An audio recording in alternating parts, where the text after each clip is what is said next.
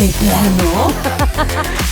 ¡De pleno! De Pleno es un podcast de política donde resolverás tus dudas sobre lo que pasa en la Cámara de Diputados. ¿Sabes qué es una iniciativa? ¿Una reforma? No te preocupes. Nosotros te explicamos. Soy Melina Carmona. Y yo soy Mauricio Guerrero. Y junto a especialistas, políticos y personalidades te explicaremos todo lo que quieres saber.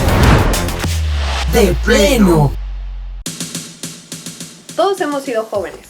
Nada más que conforme vamos creciendo, lo olvidamos y olvidamos que la falta de oportunidades es muy difícil de vivirlo y que solo un muy pequeño porcentaje de la población tiene acceso a un buen primer trabajo, a insertarse realmente en la vida laboral e incluso a tener estudios.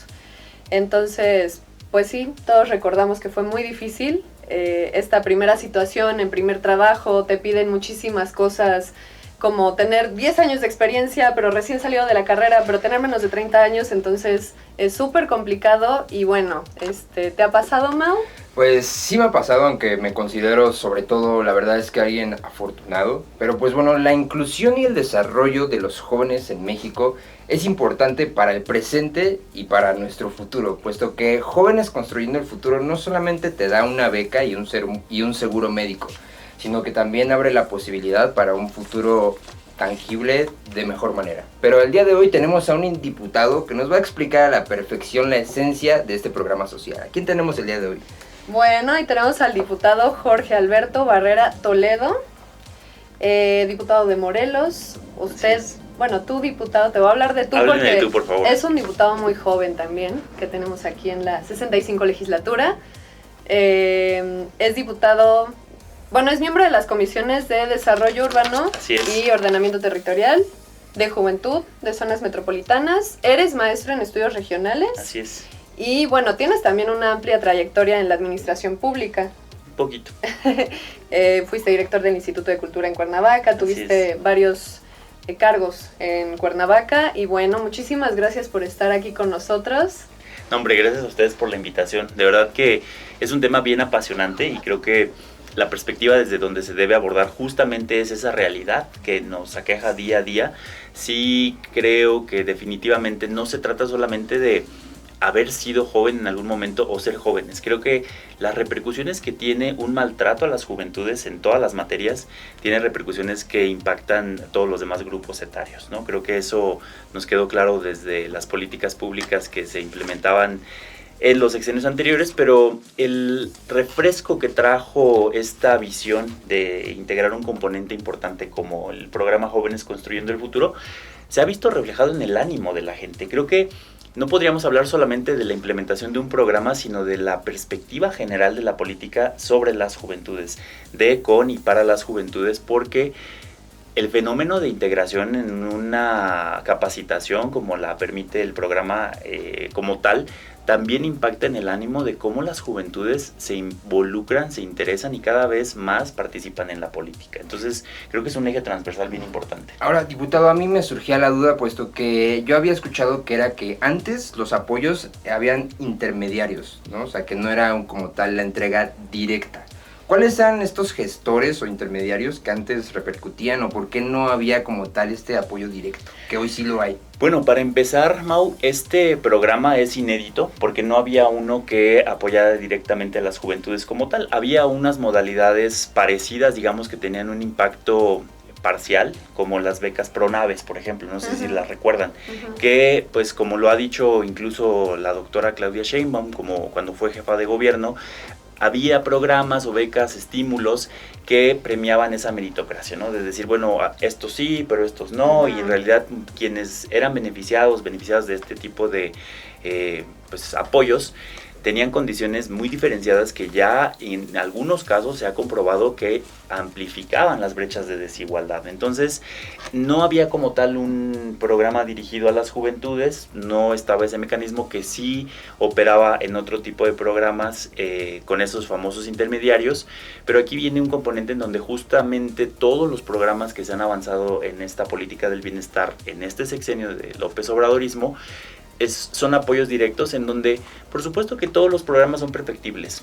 recuerdo muy bien que al principio del programa en algunos espacios se hablaba de cómo de pronto los prestadores o bueno, las empresas que fungían como centros de capacitación tenían problemas de corrupción, ¿no? Es un problema que hay que siempre tener a la vista y que se generaban estos temas de que pues no vienes todo el tiempo que marca el programa y hay un beneficio y tal, pero quiero decirles de verdad que se avanzó mucho con esta revolución de las conciencias en donde se responsabilizaba a las juventudes de hacer un buen uso de ese programa. Entonces, desde ahí se empiezan a cortar esos, digamos, tentáculos de la corrupción. Bueno, diputado, ¿y por qué es importante una beca para jóvenes? Digo, aparte de lo que ya hablamos, ¿cómo nos dejó el neoliberalismo tras más de 30 años de políticas que no vieron por los jóvenes, que no les interesaron los jóvenes?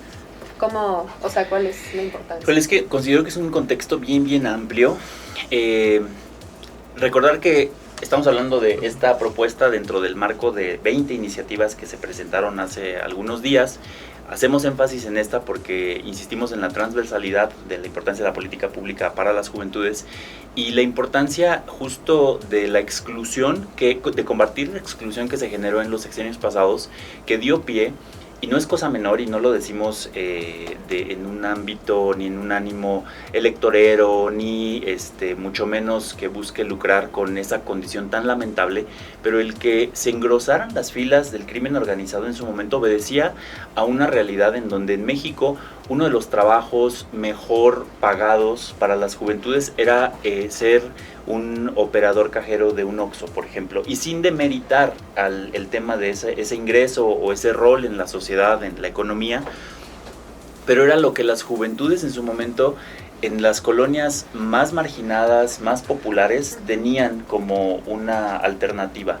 No se diga justamente esta explotación que se ha generado, en donde la mano de obra se siguió abaratando y las opciones de las juventudes, pues obviamente con los sueños, con el ímpetu, con toda esa energía que un joven puede tener, que tiene y que seguirá teniendo, pues buscaba otras alternativas. Cada vez una realidad más acotada en las opciones generaba la necesidad de insertarse en algún ámbito.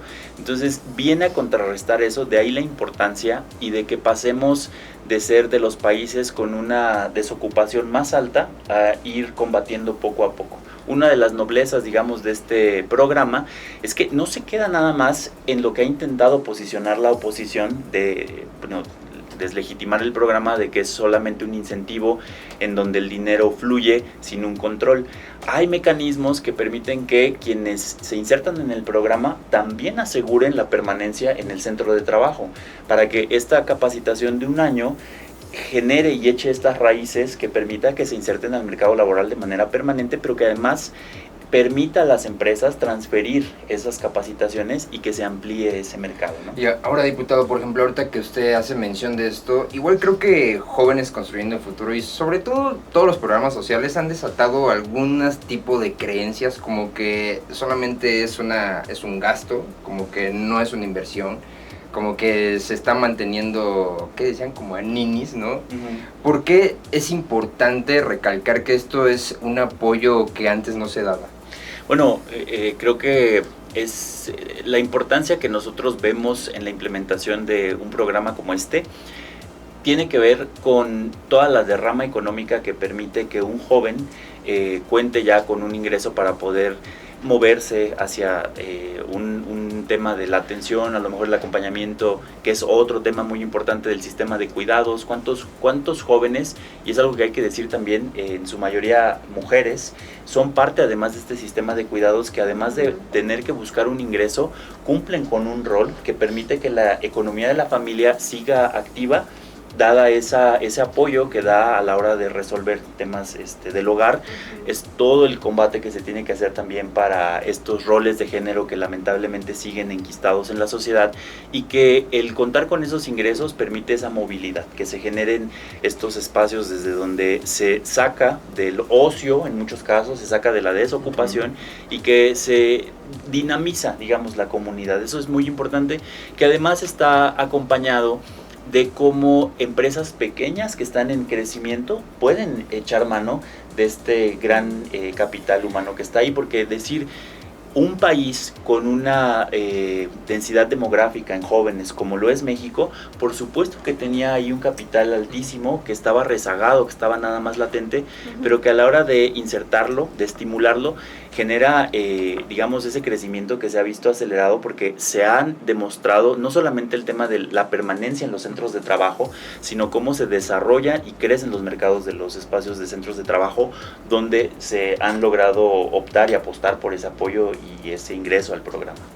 Qué bueno, diputado, hay que destacar que gracias a este programa, después de 5 años que se ha implementado por el presidente, 6 de cada 10 jóvenes ahora ya tienen la oportunidad de insertarse en el mercado laboral y la mayoría son los que entran al programa y como mencionaba, se quedan ahí, ¿no? Así es. Que también tenemos una tasa muy baja de jóvenes desocupados de 5.6%.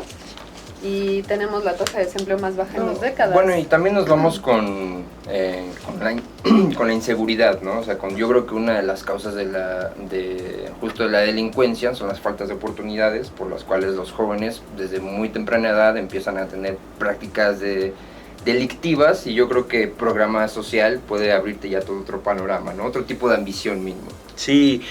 Miren, el componente, digamos, económico, los datos duros del programa están ahí, ¿no? Los podemos reflejar en porcentajes, en términos netos, pero creo que no nos podemos distraer de ese componente, digamos, más profundo, de en donde se caracteriza el perfil de las juventudes en México. Hablábamos justo como parte de esta Comisión de Juventud en algunos foros de cuáles han sido los temas que las juventudes han abandonado por falta de esas oportunidades. Y no es cosa menor decir que existe una distancia muy marcada entre el pensar en un retiro digno para los jóvenes. O sea, tú piensas que eso no te va a pasar en un momento determinado, no ves el tema de cómo poder asegurar un retiro, cómo construir un patrimonio, y es parte de cómo se ha despojado con esta idea de que, pues está chido ser freelance, está chido de repente como que no estar atado a ningún territorio, nos venden esa idea de que no es algo a lo que se deba aspirar, de comprar una casa, de establecerte en algún lugar. Entonces poco a poco se va desmantelando esa serie de beneficios, derechos incluso, que todo ser humano debe tener, y se echa mano también de un acompañamiento que el programa hace integral, de hacer que las juventudes no solamente se sientan, sino se reconozcan útiles para la sociedad, que puedan contribuir. Y eso es una diferencia abismal entre la política, donde se atrevían las autoridades a etiquetar como ninis. De hecho, eso se ha dicho muchísimas veces, ¿no? Casi que es un sacrilegio para la Cuarta Transformación repetir siquiera el término, porque, sí, lo desmerita, ¿no? Exacto, ha hecho mucho daño, y entonces el día de hoy podemos entender que hay una visión que no nada más se puede quedar en un programa como lo fue en este sexenio, sino que con esta reforma se integre a la Constitución y que forme parte de uno de los derechos, de las obligaciones del Estado, para poder proveer a este sector tan importante, más del 20% de la población, con un beneficio que asegure que nunca más van a volver a ser pues abandonados, dejados a su suerte, y que hay un acompañamiento en donde, insisto, en términos históricos, en cualquier coyuntura histórica importante, cuando un país, un estado voltea a ver a sus juventudes como una fuerza de trabajo, pero no solamente como fuerza de trabajo, sino como un componente de una posibilidad de desarrollo y crecimiento económico y social, es donde se detonan un montón de posibilidades que le cambian la cara a los países. Entonces creo que con este programa definitivamente se garantiza no solamente el que haya un ingreso, creo que por eso insisto en la importancia de la narrativa que se debe construir, en donde es el imperativo dejar de ver una inversión como lo es un programa como este, como todavía existe en algunos sectores, como un gasto, como que despojamos a las juventudes de su enorme responsabilidad y compromiso, ninguneando, ¿no? Es decir, que no saben en qué lo van a gastar, que es un desperdicio, etcétera. Toda esa narrativa la tenemos que desmontar ya, y tenemos que hacernos responsables de cuál es la importancia de generar un programa así. Y yo creo que también que la gente comience a observar quiénes son quienes comparten, ¿no?, este tipo de desmeritaciones. O sea, yo he observado mucho ejemplo, ¿no? A Salinas Pliego, ¿no? Que siempre viene Bueno. a tumbar los programas sociales. Y yo creo que igual sale a relucir, o bueno, a dar a luz una cuestión hacia las administraciones pasadas, que es el presupuesto, ¿no? O sea, Así que es. muchos es de que, ¿cómo si hay o si había presupuesto para dar apoyos económicos, ¿no?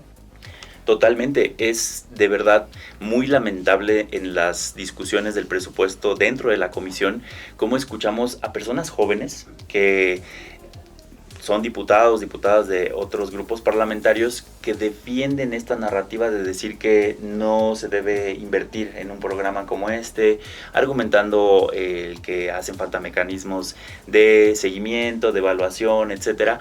Pero esa es la herencia del neoliberalismo, decimos, de esa larga noche neoliberal que nos dejó tan mal acostumbradas y acostumbrados, en donde hasta el mismo sector que ha sido completamente afectado ya se compra esa etiqueta y defiende un argumento de una persona nefasta como Salinas Pliego, donde no le ha costado verdaderamente nada el poder hacerse de la riqueza con la que el día de hoy pues bueno, empieza a buscar otras alternativas para evadir impuestos, porque la Cuarta Transformación lo ha obligado a que contribuya como debe ser. No se le pide más, no se le pide menos. Por eso está enojado. Por eso está enojado y por eso ataca, pero además sí creo que hay un componente bien importante, por eso insisto en el acompañamiento que se le debe dar a programas como este en la sociedad, que las juventudes se sientan respaldadas y acompañadas, porque estos discursos de repente son también muy contagiosos, son muy tramposos y es muy peligroso de tenerlos ahí, ¿no? A la deriva.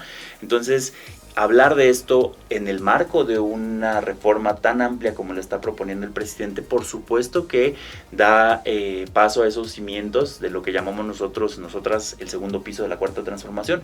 Es imperativo que sean de los temas que se hablan, que las juventudes reconozcan este programa como un derecho, no como un tema asistencialista ni paternalista, y que sepan que es un avance que después hay que amplificar, porque hay otras generaciones que vienen detrás y que vienen detrás en un contexto en el que no sabemos cuál es el rumbo de las economías a nivel mundial y que todas y todos van a requerir de esos pequeños apoyos que permitan tener la base para un desarrollo en donde de pronto de nuevo sean los temas de ver cómo nos vamos a jubilar, cómo nos vamos a pensionar, Claro. y que además se entrecruza con otras de las importantes iniciativas. Y probablemente otro tipo de capacitaciones, ¿no? Digo, porque como usted lo menciona, habrán a lo mejor otro tipo de necesidades. Digo, la tecnología está avanzando muy rápido, la inteligencia artificial está tumbando muchos trabajos, ¿no? Y a lo mejor Jóvenes Construyendo el Futuro ¿usted cree que pueda abrir otro tipo de capacitaciones? O sea, todavía implementar más talleres o... Definitivamente, les puedo compartir, y háblame de tú, por favor. Perdón, porque me hace sentido que estamos hablando de jóvenes y me siento Jóvenes, aquí estamos más entre viejo. jóvenes. Pero sí, definitivamente puedo hablar incluso de la experiencia que tuvimos al frente del Instituto de Cultura en el municipio de Cuernavaca, en donde llegamos a un espacio en donde lamentablemente, como es un problema además endémico en los ayuntamientos, es muy poco lo que se destina para el tema de cultura, para el tema de esta área tan importante. Y nos tocó justo ser pilotos en la implementación del programa y podíamos ofertar espacios con estas becas para la capacitación en términos de administración pública, a cambio de que las juventudes que estaban especializadas en algún tipo o alguna expresión del arte, la cultura, pudieran ofrecer talleres, ¿no? Entonces se cerraba un ciclo bien importante porque tenían un ingreso, tenían la manera de cómo aprender algo que el ayuntamiento en este caso podía proveer, pero el último beneficiario, además de las juventudes, era el pueblo, que recibía esta oferta cultural, artística, talleres. Había una ocupación, no solamente en términos laborales para las personas que estaban incluidas, personas jóvenes que estaban incluidas en el programa, sino la comunidad en general. Entonces, ese es el componente, ese es el enfoque que creo que es muy importante darle a un programa como este. También este tipo de políticas públicas pues abonan como a resarcir el tejido social, ¿no? Totalmente. O sea, es el que da la capacitación o el empleo, quien lo toma, la familia, o sea, es como todo un entramado que se va sanando, porque también el neoliberalismo nos lo dejó muy dañado, ¿no? El entramado social. Totalmente.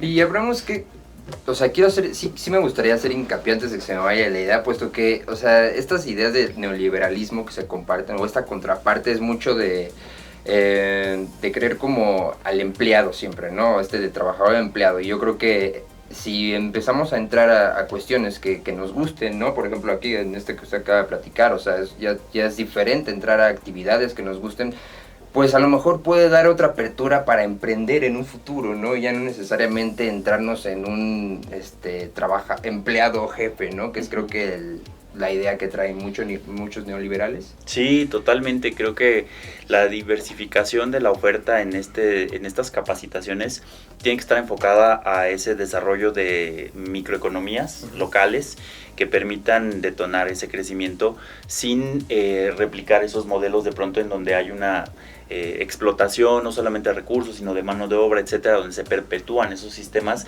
que al final terminan siendo igual de excluyentes, ¿no? Que lo que se supone que estamos intentando combatir.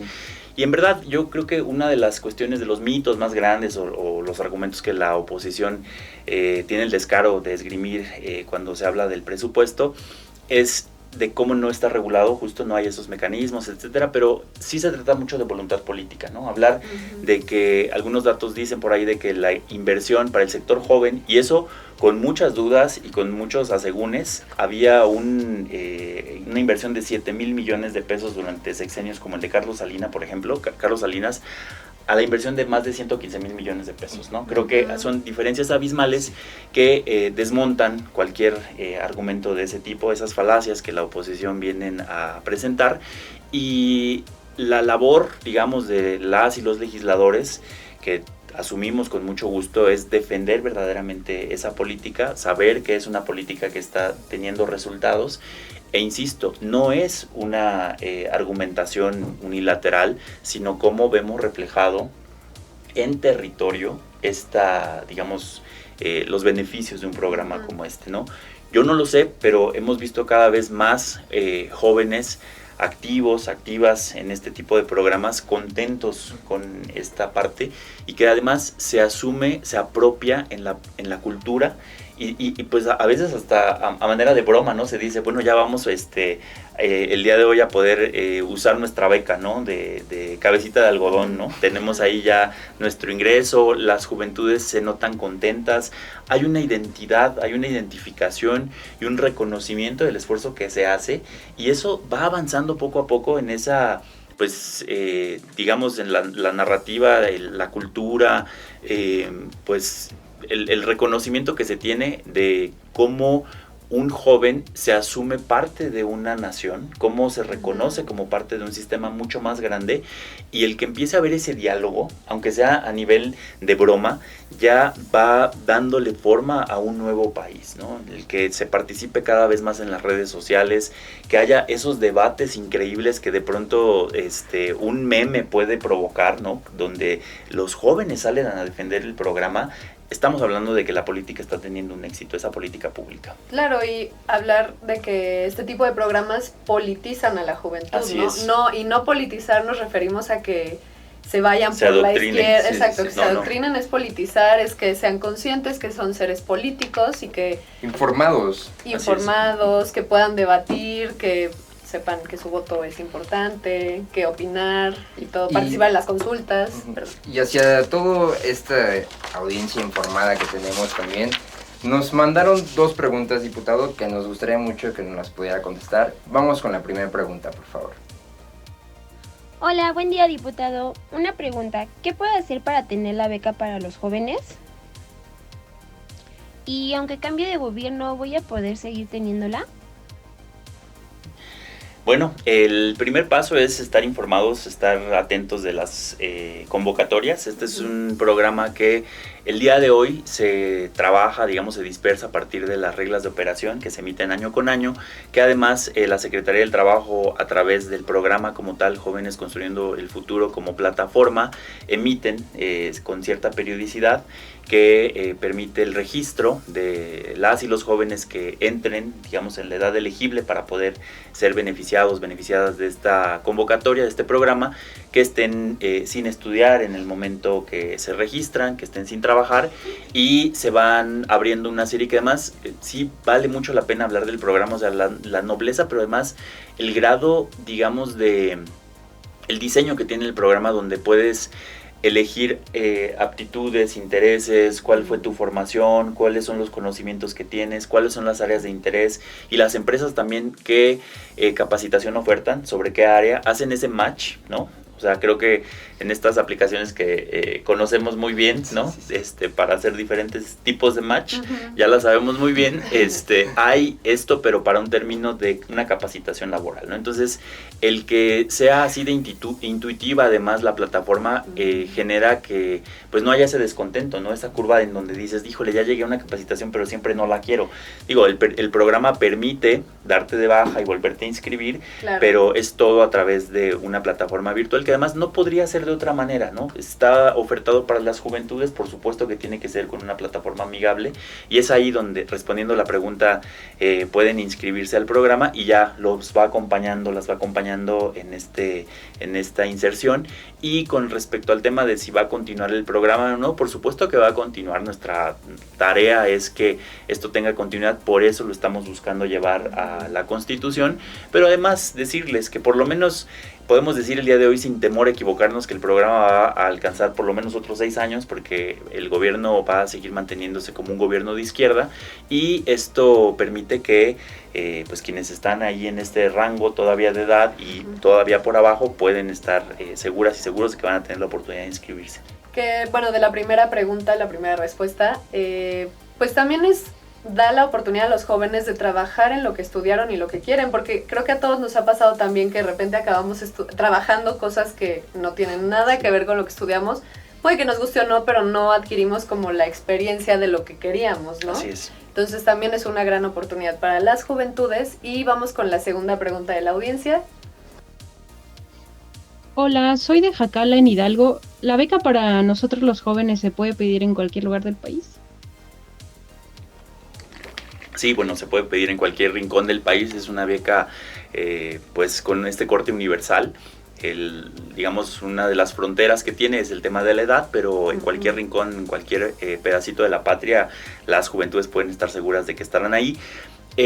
Depende mucho justo también de los centros de trabajo donde están, pero hay otra de las noblezas de este gran programa, es que genera una condición en donde rastrea, digamos, la distancia del domicilio que registra el joven o la joven y de los centros de trabajo que ofertan este programa, los más cercanos, digamos. Y en ese sentido, a la hora de que se genere el registro y las opciones, también las enlista con esa cercanía, digamos. O sea, el más cercano es el primero que le sale como oferta y así sucesivamente. Entonces, eso es increíble también. O sea, sí, perdón, literal, sí es como las apps de... Sí, sí, así es. Literal, así de tu match más cercano está a 1 kilómetro. Oiga, diputada, y por ejemplo, si está en cada rincón del país, la verdad es que no me di la tarea de investigar qué pasa con las comunidades indígenas, ¿también pueden entrar? ¿O hay o ejemplo, si alguna comunidad indígena se acerca, ¿hay accesibilidad para ellos?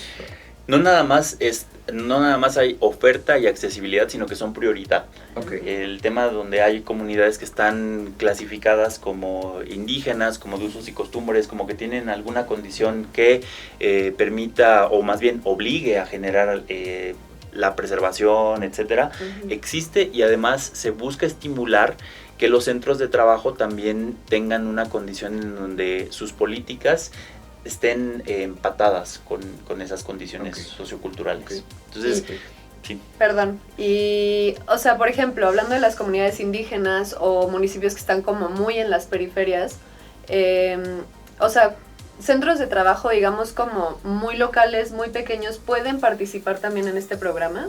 Sí, y vuelvo al tema. Me hicieron recordar uno de los ejercicios que hizo nuestra actual secretaria de Gobernación, Luisa María, cuando estaba al frente de la Secretaría del Trabajo. Grandes giras que se hacían para revisar, digamos, auditar estos centros de trabajo, en donde se revisaba cada paso del programa y cómo es que funcionaba. No recuerdo muy bien cuáles eran los temas. Recuerdo uno donde fabricaban artesanías, me parece que eran unas tazas, en otro hacían esferas, pero que se preserva justo la técnica, ¿no? Que se tiene como esa transferencia, no de tecnología, o sí, tal vez, pero que se tiene ahí un componente en donde no se rompe pues con lo que la comunidad puede producir. Claro. Y además las juventudes cuentan con una capacitación muy específica que hace que se asegure que esto se mantenga. Entonces es muy noble de verdad el programa. Vamos abordando temas muy específicos, pero insisto mucho en la necesidad de hablar de esto como un componente donde se ataca un área específica de la sociedad, un sector, y que esto se abrace, que esto se defienda y que esto se entienda como una condición en donde se necesita no solamente defender y mantener, sino amplificar. Tiene que ser progresivo. Cualquier política pública de este corte tiene que ir pensando en incrementarse, que se entrecruza con otras iniciativas, como ya decía, como la del salario mínimo, donde se establecerá que no pueda incrementar menos de la inflación. Y esto va generando una garantía de que a medida que avancen los tiempos, también acompañe la política pública del Estado, ¿no? Ok. Ahora, diputado, por ejemplo, ahorita que hizo mención del salario mínimo, tengo entendido que entonces los jóvenes construyendo el futuro les dan un apoyo de 7,572 pesos mensuales. Esto tiene que ver igual con el incremento del salario mínimo que va subiendo y preguntarle si aparte de que pueda incrementar, si sigue subiendo el salario mínimo, hay una posibilidad de que aún así le den como más presupuesto, o sea, puede ir incrementando. Sí, debe ir incrementando, o sea, es como el corte que ha tenido, ha incrementado año con año, se ha tenido esta fortuna de contar con un grupo parlamentario responsable que ha defendido con uñas y dientes el presupuesto para este tipo de programas, y así será, no tengo duda, en las siguientes legislaturas. Pero además, cuando se establece este vínculo entre la ley, la modificación del artículo 123, pero además se establezca que es con base en el salario mínimo, pues evidentemente tendrá ese incremento de manera automática, por decirlo de alguna manera. Y también, bueno, comentaba que el objetivo, digamos, es ampliarlo, es ampliar este programa, esta política pública.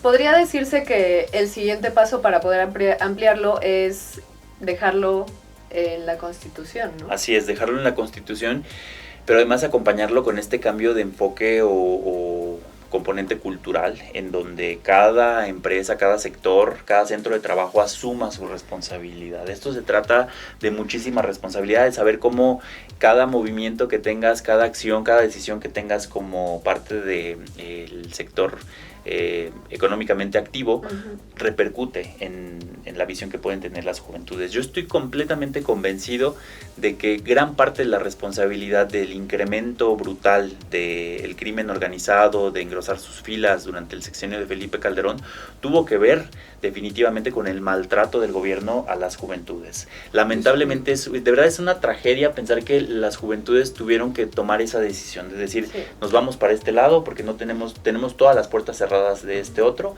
Entonces, pues es una realidad que nosotros lamentablemente podemos ver en el territorio, ¿no? Entonces, ese enfoque, ese cambio de enfoque tendrá repercusiones a futuro, y que yo estimo, y lo estamos viendo el día de hoy, son repercusiones que van a ser positivas para la sociedad. Seguramente. Y bueno, diputado, en forma de conclusión me gustaría saber qué le podría dejar de mensaje a los jóvenes, que sigan participando, que se sigan informando, o como conciencia social, ¿qué les pediría a los jóvenes? No, pero creo que los jóvenes están haciendo su tarea, definitivamente. Creo que han tomado la batuta de una transformación muy importante. El que se involucren, el que tengan esa voz y la usen en beneficio de el rumbo que va teniendo el país, creo que es vital. Me parece que este discurso de pronto que nos acostumbramos también mucho a decir de qué son el futuro, etcétera, se está construyendo el futuro ya hoy, y creo que ese es el componente más importante, pero que ya lo dijo Andrés Manuel en su libro, ¿no? Con esos fragmentos que de pronto se han ahí filtrado.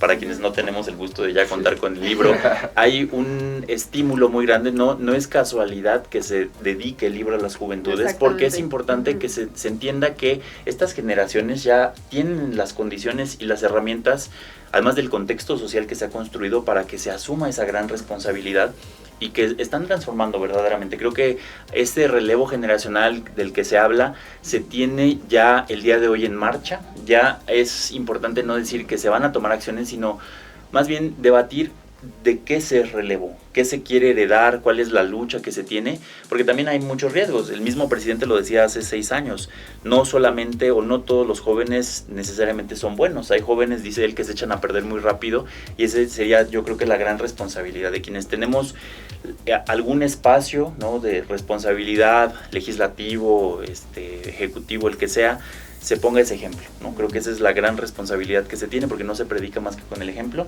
pero el día de hoy más bien agradecer que han vuelto, se han volcado a las actividades de la política y que están imprimiendo esa energía.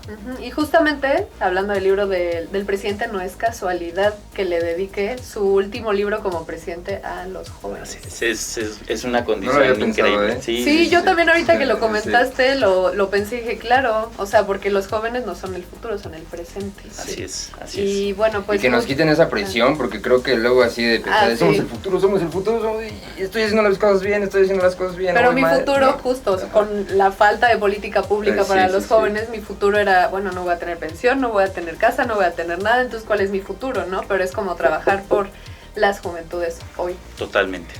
Diputado, pues agradecerte que nos hayas acompañado a tu espacio de pleno. Justo estos espacios se crean para que informemos a la sociedad sobre lo que está pasando aquí en lo legislativo. Y pues, diputado, que nos puedas mencionar tus redes sociales, seguramente te van a llevar algunas preguntas. No, pues agradecerles primero la invitación. Creo que gracias. Justo es una de las responsabilidades que tenemos, que asumimos con mucho gusto. El poder informar es una labor importantísima en cualquier ejercicio.